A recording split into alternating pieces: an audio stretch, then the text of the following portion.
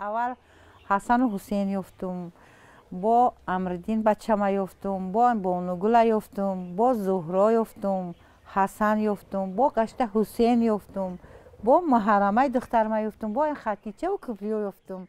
فاطیما اویева این ساکنی دوشنبه 3 مرتبه دوگانیک تولد کرده است. او مادری 8 فرزند است و حالا بعضا شوهرش نیم شوخی و نیم جدی شکایت میکند که دو دختر دیگر هم تولد نکرد تا نام مادران خود را زنده کنند. بیا دکتر برویم. ایخ عقل نداشتیم. اینا حاضرم گوخل گام میزنن حیرون میمونم.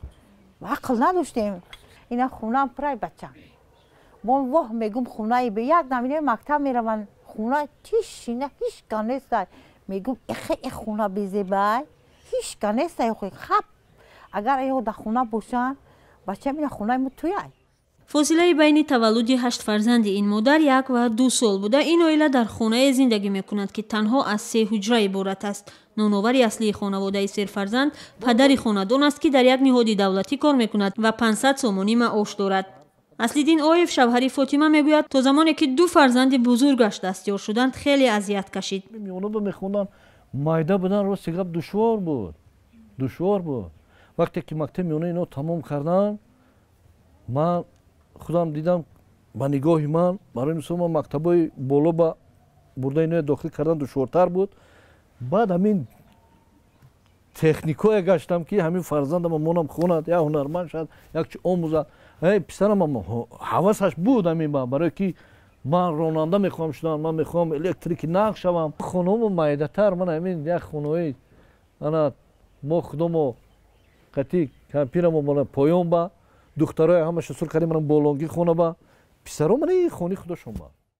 سالهای پیش خانواده با 8 فرزند یک خانواده معمولی بود و 3 فرزند هم محسوب نمی‌یافت، ولی در شرایط فعلی مردم به تولد فرزند با در نظر داشت شرایط زیست توجه میکنند.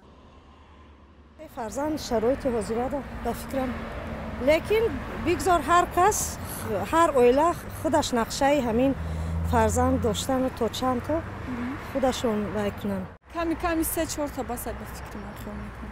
نه در مکتب نه در اینستیتوت یگان جوبت درس اویدی اویلوی نقشه کشیدن یاد دادن نیست.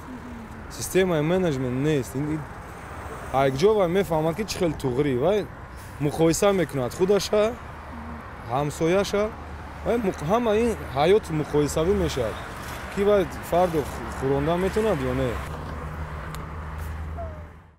بنا به آمار رسمی شمار اهالی در تاجیکستان از 8.5 میلیون نفر گذشته است. تحلیل ها معین کردند که در کشور سر هر یک زن شهرنشین تا 3 و روستانشین تا 4 فرزند راست می آید. روندی از 3 تا 4 فرزند داشتن هم بعد از پاشخوری شوروی در تاجیکستان شروع شده در این اواخر معمول می شود. این معیار یعنی 3 تا 4 فرزند داشتن به باور متخصصان معیار میانه بوده برای پیشرفت و سالمی خانواده و همچنین دولت مناسب دانسته می شود. تولد بیشتر از 4 فرزند را در کشور کسی منع نمی کند، اما حدوداً 15 سال پیش حکومت برنامه دولتی تنظیم عائله و یا بنقشه‌گیری عائله را قبول کرد و طبیبان و مسئولین کمیته کار با زنان در صحبت با خانواده ها با آن تاکید می کنند که زنان وابسته به شرایط و بار آیه معیار بین تولد که نباید کمتر از 3 سال باشد فرزند به دنیا آورند. ساکنین همین محله یک هفته بود 2 بار 3 بار و واخری کردم مسئولیت ها میتیم. اویدی نکوی خیش تباری، اوید تنظیم طرز حیات سالم برای سرفرزندی توصیه ها میدهیم. در این سال زمانه از 3-4 فرزند زیاد در تاجیکستان ما نمیشه. اگرچه آمار از کاهش معیار تولد فرزند اطلاع می‌دهد و بسیاری از خانواده‌ها هم وابسته به وضع فعلی داشتن تا 4 فرزند را موافق می‌دانند، اما با گفته تحلیلگران این به آن معنی نیست که دیگر ارزش کودک و سرفرزندی در تاجیکستان از میان رفته است. خانواده‌های تاجیک زیدی داشتن 5 فرزند یا بیشتر از آن هم نیستند. اما عکسی حال اگر شرایط مخیل کنیم بسیارتر فرزند میشه، برای که در اینجا ارزش کودک، ارزش فرزند هم از جهت دموگرافی هم اجتماعی از جهت گویم که اقتصادی در سطح گویم که عالی است. با دولت‌های ترقی کرده برای چی این خیلی کودک مثال گویم که پست توسط تولد خیلی پست است، لیکن هم خیلی نگاه نکرده تولد پست شده ایستاده است. با нафақаи пулӣ ки ваё мегирад ба ин такя мекунанд ки нафақаи пулӣ ки ман мегирам кифоя аст барои ман, барои ҳамин серфарзандӣ гӯем ки бисёр таваллуд кардан ино ҳамин масъала аз байн меравад.